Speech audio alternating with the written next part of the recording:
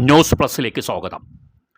മലപ്പുറത്തെ മുസ്ലിങ്ങൾക്ക് മാത്രമല്ല, കേരളത്തിലെ മുസ്ലിങ്ങൾക്ക് മുഴുവൻ നാണക്കേടുണ്ടാക്കിയ ഒരു പ്രസവ കഥ അടുത്ത ദിവസം വളരെ വലിയൊരു സംഭവമായി കേരളത്തിൽ പ്രചരിച്ചിരുന്നു. ആ സംഭവം യഥാർത്ഥത്തിൽ കേരളത്തിലെ ഞെട്ടിച്ചു എന്ന് വേണമെങ്കിൽ നമുക്ക് പറയാം. അന്ധവിശ്വാസിയായ ചില മുസ്ലിം വിശ്വാസികൾ തികച്ചും ആ അന്ധവിശ്വാസത്തിന് അനുസൃതമായി അവരുടെ ജീവിതം ചിട്ടപ്പെടുത്തുന്നത് ഇപ്പോഴും തുടരുന്നു എന്നുള്ളതാണ് ഒരു ഷോക്കിംഗ് ന്യൂസ്. ഇത് മലപ്പുറത്തെ ചില സ്ഥലങ്ങളിലെങ്കിലും ഈ അന്ധവിശ്വാസത്തിന് അനുസൃതമായി പലപ്പോഴും ആധുനിക ചികിത്സകൾ സ്വീകരിക്കാതെ പ്രസവം പോലും വീട്ടിൽ നടത്തി ഖ്യാതി നേടുന്നു, ഇല്ലെങ്കിൽ അങ്ങനെയുള്ളൊരു വിശ്വാസത്തിനെ സംരക്ഷിക്കുന്നു എന്നുള്ളത് തീർച്ചയായും എല്ലാവർക്കും നാണക്കേടാണ്, പ്രത്യേകിച്ച് കേരളത്തിലെ മുസ്ലിം ജനതയ്ക്ക്. ഇതൊന്നും തന്നെ പ്രോത്സാഹിക്കപ്പെടേണ്ട കാര്യമല്ല എന്ന് പല തരത്തിലും പ്രബോധനം നൽകിയിട്ടും പലർക്കും ഇതുവരെയും ഇതൊന്നും മനസ്സിലായിട്ടില്ല എന്ന് വേണം കരുതാൻ.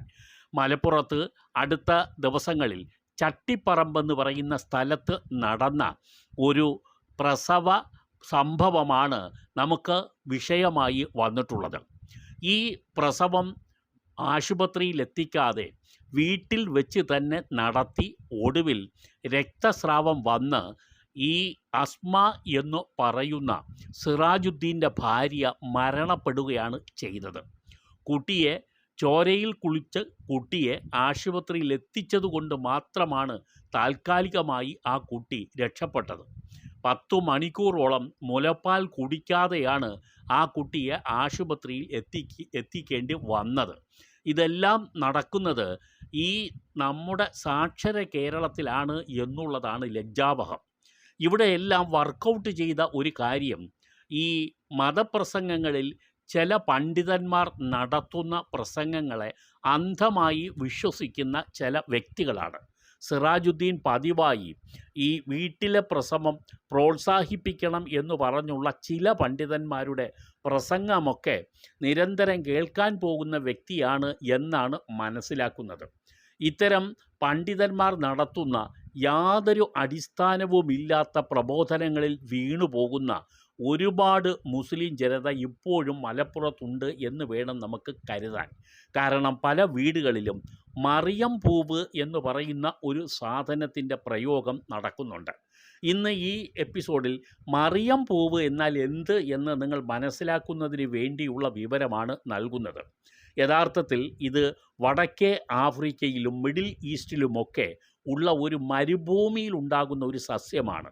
അവിടെയൊക്കെ സഫാദ് മറിയം, കാഫ് മറിയം എന്നൊക്കെ ഇതിന് പേരുണ്ട്. ഇവിടെ അത് മറിയം പൂവ് എന്ന് പറയുന്നു. ജെറിക്കോറോസ് എന്നാണ് ഇതിൻ്റെ ശാസ്ത്രീയ നാമം. അനസ്താറ്റിക്ക ഫുറോസ്റ്റിക്ക എന്ന് പറയുന്ന ഒരു നാമം കൂടി ഇതിൽ ചാർത്തപ്പെട്ടിട്ടുണ്ട്. ഇതിൻ്റെ പരന്ന ഇലയാണുള്ളത്. ഈ ചെടി ഉണങ്ങിക്കഴിഞ്ഞാൽ പന്തുപോലെ ചുരുളും എന്നാണ് കരുതപ്പെടുന്നത്. ഈ ചുരുളുന്ന ഈ സസ്യത്തിനെ വെള്ളത്തിലിട്ട് കഴിഞ്ഞാൽ വീണ്ടും ഇത് വിടരും എന്നുള്ളതാണ് ഇതിൻ്റെ ഒരു യാഥാർത്ഥ്യം. ഇങ്ങനെയുള്ള ഈ മറിയം പൂവ് കട്ടിലിനടിയിൽ പ്രസവിക്കുന്നതിന് മുമ്പ് വെച്ച് കഴിഞ്ഞാൽ അത് വിടരുകയാണെങ്കിൽ സുഖപ്രസവം നടക്കും എന്നുള്ളതാണ് മറിയം പൂവിനെ വിശ്വസിക്കുന്നവർ കരുതുന്നത്. ഇത് ഈ പന്തുപോലെ ഉണങ്ങിയ ഈ ഇലയാണ് ഈ ചെടിയോടൊപ്പം കൊണ്ടുവന്ന് സ്ഥാപിക്കുന്നത്. ഇത് വെള്ളത്തിലിടും. പ്രസവിക്കുന്നതിനായി കിടക്കുന്ന സ്ത്രീയുടെ കട്ടിലിനടിയിൽ വെള്ളത്തിൽ ഇത് ഇട്ടുവയ്ക്കും. അങ്ങനെ ഇത് വിടരാൻ തുടങ്ങുകയാണെങ്കിൽ ആ വീട്ടിൽ ഭയങ്കര സന്തോഷമാണ് ഉണ്ടാവുക. കാരണം സുഖപ്രസവം നടക്കും എന്നാണ് വിശ്വസിക്കുക. യാഥാർത്ഥ്യം എന്തെന്ന് വെച്ചാൽ ഈ ഉണങ്ങിയ ഈ ചെടി വെള്ളത്തിൽ ഇട്ട് വച്ചാൽ സുഖപ്രസവം നടന്നാലും ഇല്ലെങ്കിലും വിടരും എന്നുള്ളതാണ് ഇത് യാഥാർത്ഥ്യത്തോടു കൂടി പറയാൻ കഴിയുന്ന കാര്യം. പക്ഷേ കച്ചവട മനോഭാവത്തോടു കൂടി ഇത് ഏൽപ്പിക്കുന്ന വ്യക്തികൾ ഇങ്ങനെ ഒരു അവസ്ഥ ഉണ്ടാകുമെന്ന് പറഞ്ഞ് ബോധ്യപ്പെടുത്തുകയും ചെയ്യുന്നു. ഈ അസ്മ ഈ പ്രസവ സംഭവം നടക്കുന്നതിന് മുമ്പ് 2 കുട്ടികളെ പ്രസവിച്ചിരുന്നു. അതും വീട്ടിൽ തന്നെയാണ് പ്രസവിച്ചിരുന്നത്. അപ്പോഴൊക്കെ മറിയം പൂവ് വിടർന്നിരുന്നു എന്നുള്ളത് സിറാജുദ്ദീൻ പലരോടും പറഞ്ഞിട്ടുണ്ട് എന്നാണ് അറിയുന്നത്.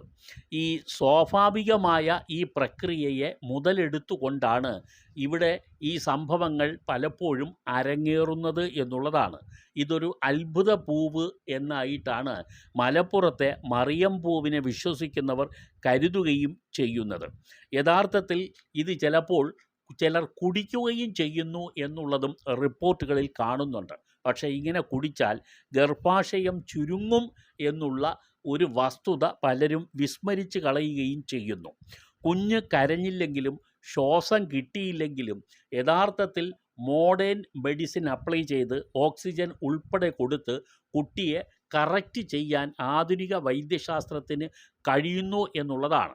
പ്രസവത്തിൻ്റെ ആദ്യത്തെ 3 മിനിറ്റിനെ ഗോൾഡൻ ടൈം എന്നാണ് ആധുനിക വൈദ്യശാസ്ത്രം വിശേഷിപ്പിക്കുന്നത്.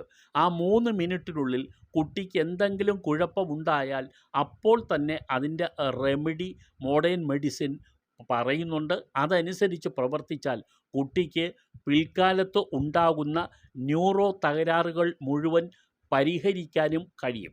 കുട്ടിക്ക് ഈ ശ്വാസം എടുക്കാൻ ബുദ്ധിമുട്ട് വരികയോ കരയാതിരിക്കുകയോ ചെയ്താൽ ചെറിയ മർദ്ദം കൊടുക്കുന്നതോടുകൂടി അത് മാറിക്കിട്ടും. അങ്ങനെ ചെയ്തില്ല എങ്കിൽ ഹൈപ്പോക്സിയ എന്ന് പറയുന്ന സ്ഥിരമായ ഒരു ന്യൂറോ തകരാറാണ് കുട്ടിക്ക് സംഭവിക്കുക. ഇത് സംഭവിക്കാതിരിക്കുന്നതിന് മോഡേൺ മെഡിസിൻ സമയാസമയത്ത് തന്നെ അതിനനുസൃതമായ പ്രക്രിയകൾ നടത്തുകയും ചെയ്യും. വീട്ടിൽ പ്രസവം നടത്തുമ്പോൾ ഇതൊന്നും തന്നെ സംഭവിക്കില്ല. പക്ഷേ ഇതിന് കാരണമായി ഈ അവിശ്വാസികളൊക്കെ ധരിച്ചു വച്ചിരിക്കുന്നത് മുൻപ് പലരും പ്രസവിച്ചത് ആശുപത്രിയിലല്ല വീടുകളിൽ വെച്ചാണ് എന്നുള്ളതാണ്. പക്ഷേ ഇവർ മനസ്സിലാക്കാനുള്ളത് അങ്ങനെയൊക്കെ പ്രസവം നടന്ന പല സ്ഥലങ്ങളിലും ഇതുപോലുള്ള ബ്ലീഡിംഗ് ഉൾപ്പെടെ സംഭവിച്ചിട്ടുണ്ട്. പലപ്പോഴും ഈ മാതാവ് മരണപ്പെട്ടിട്ടുണ്ട്, കുട്ടികളും മരണപ്പെട്ടിട്ടുണ്ട് എന്നുള്ളതാണ്. അതുകൊണ്ട് പണ്ട് കുടുംബത്തിൽ പ്രസവിച്ചു എന്ന് കരുതി എല്ലാവരും ആശുപത്രിയിൽ പോകാതെ വീട്ടിൽ പ്രസവിക്കുന്ന പക്ഷം ഇന്ന് മലപ്പുറത്ത് നടന്നത് മറ്റ് പല സ്ഥലത്തും സംഭവിക്കും എന്നുള്ളതാണ് വാസ്തവം. ആധുനിക വൈദ്യശാസ്ത്രത്തിൻ്റെ പുരോഗമനം ഏറെക്കുറെ ഓരോ ദിവസവും മേന്മയുള്ളതായി മാറുന്നതനുസരിച്ച് മനുഷ്യരും ആധുനിക വൈദ്യശാസ്ത്രത്തിൽ വിശ്വസിച്ചുകൊണ്ട് തന്നെ അതിൻ്റെ രീതിയിലുള്ള ചികിത്സാ വിധികൾ എടുക്കുന്നതാണ് അഭികാമ്യം. അല്ലാതെ പ്രസവം പോലുള്ള ഒരു വലിയ പ്രക്രിയ നടക്കുമ്പോൾ അത് വീട്ടിൽ വച്ച് തന്നെ വേണം എന്നുള്ള ഒരു വിശ്വാസികളുടെ വാശി അവസാനിപ്പിക്കേണ്ട കാലം കഴിഞ്ഞിരിക്കുന്നു. ഇവർക്കെതിരെ യഥാർത്ഥത്തിൽ കൊലക്കുറ്റത്തിനാണ് കേസ്